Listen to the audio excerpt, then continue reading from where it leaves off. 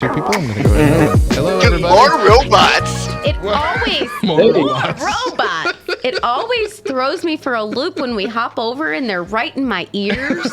Oh, I'm sorry. All right, so here's the discussion today. Tesla isn't the only car manufacturer in the autonomous mode game. Big names like Volvo and Cadillac are getting into the game as well. Speculations have it that within the next 2 decades, self-driving cars, one without the need of human monitoring at all, will be on the road. So the question, how do you feel about that possibility? I mean, we'll all likely be alive by then. How do you feel? I mean, it reminds me of iRobot with Will Smith, where at the beginning it's just all these cars just doing themselves, and then he decides, no, I'm going to drive, and it's like, nah, I don't recommend this, Will Smith, and he still does it anyway, and nearly crashes. Yeah. But no, thank sorry, you. I can't do that, Dave. Why won't you want to? Why didn't you want to do that, Brian? I need to have some sort of control. I mean, There's a small group for that. It's weird, the fact that it would be driving itself without having any input from the driver or person at all. And I mean, I'm sure there would be safety things like you could force it to stop if you needed to. Like you could force your will upon it. It's just you wouldn't need to. You could just trust it. I'm sure. And we're just going to touch this penny to this half-inserted plug. No, I need to have control, and I wouldn't be able to do it. It just would not work well for me. I'd have too much of an anxiety attack. Mm-hmm. Yeah, I mean, just the feeling of like you see yourself coming up on it. And I felt this way when we were in an Uber that was a Tesla when we were in Florida a couple years ago, and we're on the highway and her hands aren't on the wheel and we're coming up really fast on this car in front of us, and like I had the instinct of I wanted to reach over the seat and grab the wheel and try and turn, but it did it on its own. And I'm like, oh gosh. And just having those constant tiny panic attacks. Yeah. It'd take I think eventually you'd get over it, like you'd get used to it, but it would take so much effort for everybody that wasn't born. Just when I'm a passenger in a car.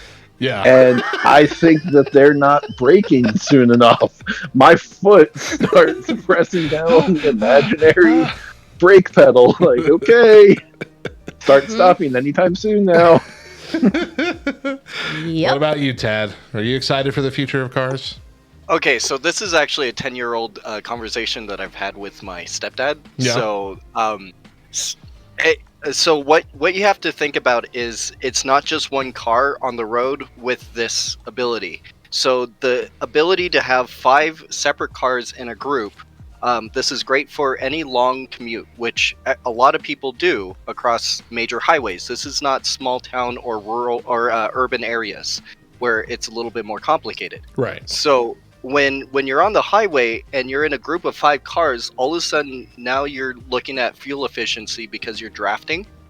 The other thing is now you're relaying as 5 cars. And so any potential threat is mitigated 5 times because those 5 cars are now in sync with each other, and you're not dealing with people on the road looking at their phones and all of a sudden one is veering uncontrollably. So you take away that risk when you're talking about the long hauls. And by the way, there's 2 statistics, and that is 20 minutes away from your home is your most likely place to crash, but also on your regular commute, because people's brains shut off on that regular commute. So if something else was also in control while your brain is shutting off and not being completely coherent during that drive, then you're creating a safer environment for everyone else on the road. You know, that's true, because I can't count the number of times where I have blanked out and suddenly I'm 20 miles down the road and like I don't remember anything that just happened. I'm all of a sudden sitting in my driveway. Whoa. So yes, there has to be an override, and not like are you sure you want to do this? No, just an immediate override type of thing, just like cruise control. It needs to be just like cruise control. And it should not be able to activate in unsafe conditions. So if there's ice on the road, if there's snow on the road, rain type of thing, I still believe that the driver should still be in control of the vehicle, just because sensors cannot at the moment be able to control those kind of environments. Sure. All right. I think I'm leaning more towards your thought process here. But Thray, what do you got to say? Well, mine actually you're loud. leans on part of his. I first off, I'm still of the mind that I don't fully trust the parallel park self function. Oh yeah. Because if that computer malfunctions, which every sedan that I've ever had with a smart computer in it, I've had the computer changed at the garage like 3 times. Because they don't know what's wrong with the car, they just have to change the whole computer. But anyway, if that computer malfunctions, it's my fault. And I as a driver need to be responsible for that. But like he's saying, in a cityscape situation, this technology does have a lot of potential. But there were also keys there. Environmental things can affect those sensors. So probably out in the desert, it would be fairly safe. But in any situation where, one engineer I spoke with was lamenting that every time there is water on the road, you will have to retake control of the wheel because it goes blind. It's like every surface is a mirror if there is water on the road. Also, they did a test out of Pittsburgh where every time you encountered a bridge, you would need to retake control of the wheel because it couldn't deal with the air on either side of the bridge. Wow. And so, if you've ever been in Pittsburgh, you know that the entire city is pretty much bridges. Just going hill to hill. So, you might get 5 minutes of being automated, but good try. Now, but automated vehicles are a thing, and they're going to be present, just like the electric cars are becoming more and more present, especially as we have this hard shift over to that technology. But what will be interesting is the period of time where we have both technologies on the road. Because like he was also saying, when you have a group of similarly smart vehicles interacting as a cohesive group with one another, it functions quite well. But if you throw somebody who's, babied their old 98 Nissan for as long as they possibly can, you're going to run into trouble because it's not going to talk to the other cars as well. It might come across as and in fact, I think there's actually a study out of California where most of the automated cars that ran into trouble because other vehicles made human responses. So it'll be the generation of mixed technology that's going to be the most dangerous.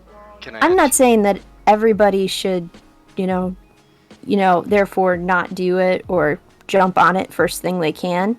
But we're definitely going to have this interesting space where those that are more country bound and have longer commutes, it's just not going to be that affordable and make a lot of sense. So there's going to be a large amount of growing pains in between. A huge amount. Yeah. The 2 things that will help that transition go far better is having a dedicated lane for automated vehicles. Because infrastructure is already not a mess. Yes, well, and but I mean, people pay attention to the lanes that they're supposed to drive in already, so anyway. Like I feel... Sorry, go ahead. Finish your thought, Tad. Oh, okay. So yeah, just dividing the road that we have now, and we have a carpool lane, why not make that carpool lane the automated car lane type of thing? The other thing is that if it's more of a widely accepted thing, we would have relays on the sides of roads that can interact with the cars. So, for example, the bridge scenario, there would be relays on each side of the bridge that it can tether, have the same amount of sensory that it needs to cross those kind of areas. Yeah, that's what I was about to say. It would have to have like we'd eventually have to move to a way where the road itself talks to the cars, where it's almost it's almost a giant computer we're rolling on. Yeah. Which, all honesty, puts us closer to the smart train system that they've got in Japan than anything. Yes. Sweden also implemented these graphite roads that you can send an electrical signal through, but not only that, they are also solar panels. Wow. Which is great until you have a lightning storm. Or a tornado. Yeah. Or a hurricane. Yeah. Or any of the major weather that our country has ever. Okay. I am so surprised at how knowledgeable you guys are. Can I weigh in here? Yes. Okay. Absolutely. Because here's the Hi, thing. Matt. Hi. I have absolutely nothing to add to this conversation other than I really want to say I know zero, really, about either of you. I love you both, but I know zero about either of you. But listen, if your names came up on the next presidential election, I'm voting you. They know what they're doing. It's I clear. promise. And not Bless only your that, heart, we have zero idea who would pay for it. you know, it doesn't even matter at this point. Y'all run for office.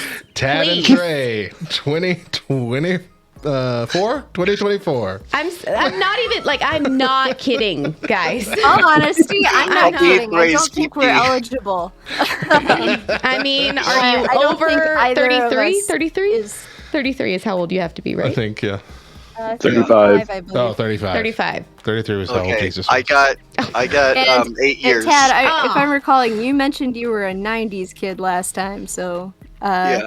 You're younger than I so thought. Wow. we're not eligible. Sorry. I forget how old I am. You know, Fine, Oh, I'll no. run. there's hope for our future. That's what Mo's I'm older than hearing. me. There's Yeah. hope for our future. Well, thank y'all so much. That was a lot to think about, and I'm sure there's a lot more y'all could have told, but we're running low on time. Yeah. But I'm thinking a whole lot more about this now than even when I had the idea to talk about it. For real. This is a lot of This is how it's supposed to be. a lot of good discussion. See, this is why we Yeah. need them leading our country. They bring logic, and I'm just like, I just want control. No computer cars for me, thank you. Yeah. All right, thank you guys. I steer my own wheels. Me and Jesus, that's all. Thank y'all. Bye. Have a good one. That was fan-freaking-tastic. That really. My Listen, I'm goodness. not kidding. I am not kidding. Tad, seriously. Million people, what are they doing In hanging 8 out more with years, us? I know, right? I'm gonna whisper Go solve this. some of the world's problems. What are you doing here? They need their own morning show. They can have an evening show. We'll keep the morning show. Yeah, I'll do the evening show. Yeah. Good night. I'm so impressed and I'll Twilight admit it. with Tad and Intimidated. Trey. I know, A little intimidated here. but also super encouraged, and a little bit angry because Megaro says she asks that about Trey every day. Why are you hanging out with me? yeah. Because you have a cool name, that's why. I would listen to a Trey and Tad podcast too, Shane. I definitely would. Yeah. Oh, It was good. would I definitely feel like if I talk, I'm going to sound like an idiot. critical thinking with Tad and Trey. That's what. Yep. Okay. Wow. All right. We're not going to gush over them anymore. They're going to get big heads. Trey's too humble for that. Tad maybe. Tad's just happy to be here, and he makes that very clear. And I'm proud. I'm Whoa, proud. Of him. he I'm proud said. to have him here. Hold up. Well, maybe he's not happy to be here anymore. I legitimately said I know nothing about you, so I now know that you're a lot younger than me. Look, you already beat him in the game. You don't need to beat him up just personally. Goodness gracious. You're only 27? Tad. Ugh. Yeah, you're almost a decade younger than me. Jeez. Keel over. Reading your age made my back hurt. Thank you. Matt, when did this happen? When did we become the old people? It started happening for me when I was 17. I No, lost just all my hair. because you That's went why. bald doesn't mean that you're old. People thought I was 35 when I was 19. Really? 19. I'm not even 30. Wait, I am 30. I'm 36. See, I'm so old, I don't even remember how old I am.